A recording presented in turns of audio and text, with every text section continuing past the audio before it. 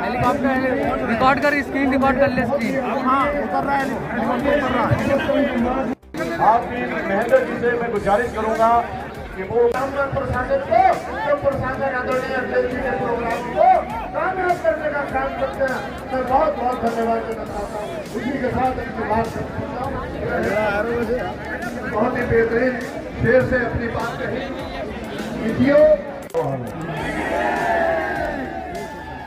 हमारे किसान भाई जानते होंगे, ये कह रहे थे कि किसानों के हम आय दोगुनी कर देंगे।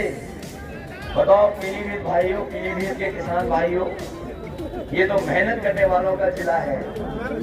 यहाँ खेती करने वाले लोग हैं। बताओ कौन सी फसल की आपको आय दोगुनी हो गई है? अगर किसी की आय दोगुनी हो गई हो तो बताओ हमारे किसान भाइयों। हिलाना मत कि हम सब लोगों को किसान मजलिस से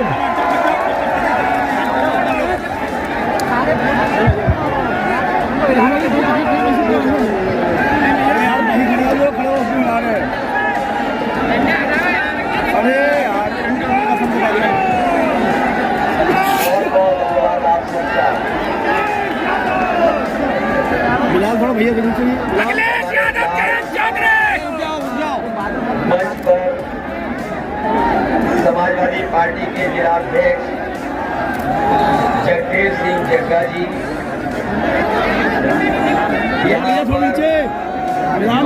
हमारे साथ समाजवादी पार्टी और गठबंधन के प्रत्याशी पीलीभीत विधानसभा से डॉक्टर शैलेंद्र गंगवार जी, दूसरे हमारे प्रत्याशी बरखेड़ा विधानसभा के समाजवादी सरकार में रहते मंत्री हेमराज वर्मा जी, पूरनपुर विधानसभा से समाजवादी पार्टी और गठबंधन की प्रत्याशी श्रीमती आरती महल, बीसलपुर विधानसभा से समाजवादी पार्टी और गठबंधन की प्रत्याशी श्रीमती दिव्या गंगवार जी, संचालन कर रही गांधी जी, आरएलडी के पदाधिकारी मंजीत सिंह जी, एमएलसी अमित यादव, सतनाम सिंह जी, बोल में रहे मंत्री भरत गंगवार जी, डॉक्टर नसीम अहमद साहब, समाजवादी पार्टी के प्रदेश के संगठन में कुलदीप सिंह भोजर जी, राजकुमार राजू, आनंद सिंह यादव जी और बड़ी संख्या में समाजवादी पार्टी, आरएलडी और संगठन के सभी हमारे पदाधिकारी इस चुनाव के कार्यक्रम में उपस्थित बड़ी संख्या में हमारे आदरणीय बुजुर्ग, किसान भाई, माताएं, बहनें, नौजवान साथी, पत्रकार बंधु, मैं सबसे पहले इस कार्यक्रम में उपस्थित आप सबका बहुत बहुत धन्यवाद और आभार व्यक्त करना चाहता हूँ। मैं देख रहा हूँ इस मैदान को,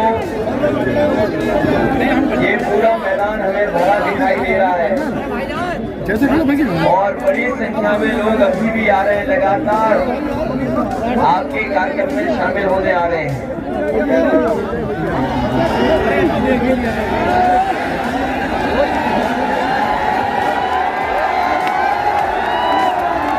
ये जो उत्साह और जोश दिखाई दे रहा है, ये जोश और उत्साह बता रहा है कि आपको पहले और दूसरे चरण में जो वोट पड़ा है उसकी जानकारी है और तीसरे चरण में भी जो वोट पड़ने जा रहा है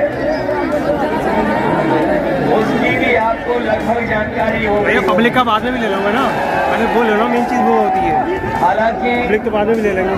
पहले दूसरे चरण में ही समाजवादी पार्टी और गठबंधन ने शतक लगा दिया है और मुझे पूरा भरोसा है तीसरे और चौथे चरण का जब मतदान होगा तो एक और सेंचुरी यहाँ से लग जाएगी। इसका मतलब ये है कि चौथा चरण जब खत्म होगा, गठबंधन को समाजवादी पार्टी और गठबंधन को यहाँ की जनता पूरा बहुमत दे चुकी होगी। मैं और बातें करूं उससे पहले हम अपनी पार्टी के बहुत सारे नेता जिनको हमने खोया है, बहुत सारे नेता जिनको खोया है हमने, हम लोगों को उनको भी याद करना चाहिए। इस समय मैं लखनऊ से चला हवाई जहाज में और जब मैं बरेली पहुंचा तो मुझे जानकारी मिली कि समाजवादी पार्टी के बहुत ही वरिष्ठ नेता जो नेताजी के समय से लगातार नेताजी के साथ रहे, अभी लीडर ऑफ अपोजिशन थे, विधान परिषद में हमारी पार्टी के नेता प्रतिपक्ष थे। बड़े दुख की बात है कि आज वो हमारे बीच नहीं रहे, आज उनका देहांत हो गया। हमें दुख है इस बात का कि पार्टी के बहुत वरिष्ठ नेता अहमद हसन जी हमारे बीच नहीं रहे। हमें दुख की बात है इस बात को लेकर कि जिन्होंने कभी नेताजी के साथ शुरुआत की, वो ऐसे नेता थे कि जिन्होंने नेताजी का साथ जब नौकरी कर रहे थे तब भी दिया, और जब नौकरी से रिटायर हो गए वो नेताजी के साथ आ गए, समाजवादी पार्टी के साथ आ गए, कभी उन्होंने साथ नहीं छोड़ा। और समाजवादी पार्टी ने भी, हम लोगों ने भी उनका साथ नहीं छोड़ा, लगातार उन्हें साथ रख करके अगर कहीं भी सम्मान देना पड़ा होगा सरकार में मंत्री बना करके या और पद पर सम्मान देने का, नेता प्रतिपक्ष बनाने का, तो नेता प्रतिपक्ष भी बनाया। और अभी मुझे याद है अभी आखिरी में जब उन्हें कोरोना हुआ और कोरोना के बाद वो बीमार रहे, लगातार बीमार रहे, इलाज चलता रहा। इस समय मैं उन्हें घर पे देखने गया तो वो वही बातें कह रहे थे कि मैंने नेताजी का कभी साथ नहीं छोड़ा, पार्टी का कभी साथ नहीं छोड़ा, मैं आजीवन नेताजी और समाजवादी पार्टी के साथ खड़ा रही। हमें दुख है इस बात का कि हमने एक ईमानदार नेता खोया है जो विभागों में काम करते रहे, विभागों में जो कई विभागों में काम करते रहे, कई विभाग उनके पास रहे, स्वास्थ्य विभाग को संभाला, जिस समय एनआरएचएम घोटाला जैसी बातें हुई लेकिन उन पर कोई उंगली नहीं उठाते था। अभी जब उम्र उनकी 90 हो गई थी, नेता पुराने प्रतिष्ठित और लगातार विधायक भी रहे, समाजवादी पार्टी को मजबूत भी करते रहे। हाजी साहब को हमने खोया और उन्होंने न केवल पार्टी को मजबूत किया बल्कि अल्पसंख्यक के जब प्रपोस्ट मैंने बनाया था उन्होंने जगह जगह जाकर के हमारी पार्टी को मजबूत करने का काम किया।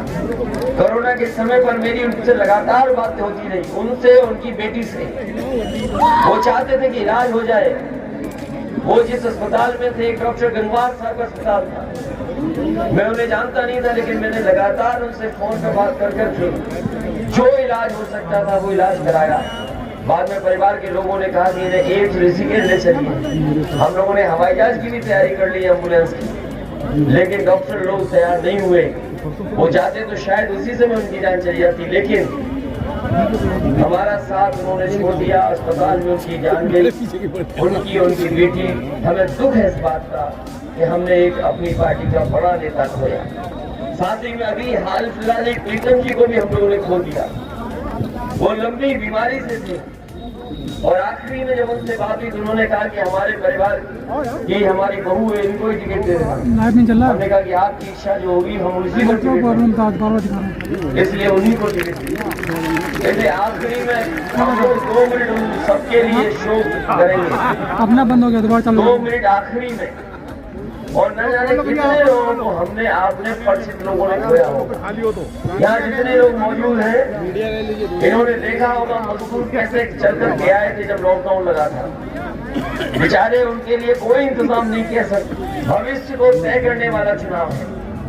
न केवल भविष्य के साथ साथ हमें अपने देश का लोकतंत्र भी बचाना है, उसका भी चुनाव है। और संविधान बचेगा कि नहीं बचेगा इसका भी चुनाव है। हमारे किसान भाई जानते होंगे ये सरकार ऐसी है जिसने किसी की परवाह नहीं की। हमने और आपने जलियांवाले बाग की कहानी कितनी सुनी है, कितनी बार हम और आप लोग याद हुए हैं। और याद रखना साथियों, ये सही हम बधाई देते हैं अपने किसानों को, लेकिन साथ ही साथ बीजेपी वाले बहुत ही होशियार लोग हैं। वो जानते थे कि उत्तर प्रदेश और पंजाब का चुनाव होने जा रहा है, जहाँ किसान आंदोलन कर रहे थे, उससे सरकार जुड़ी।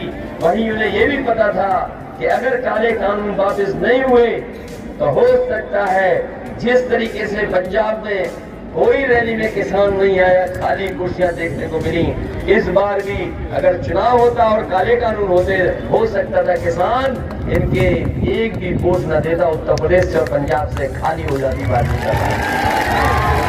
इसलिए वोट के लिए इन्होंने फैसला लिया है। हमें और आपको सावधान रहना पड़ेगा। चुप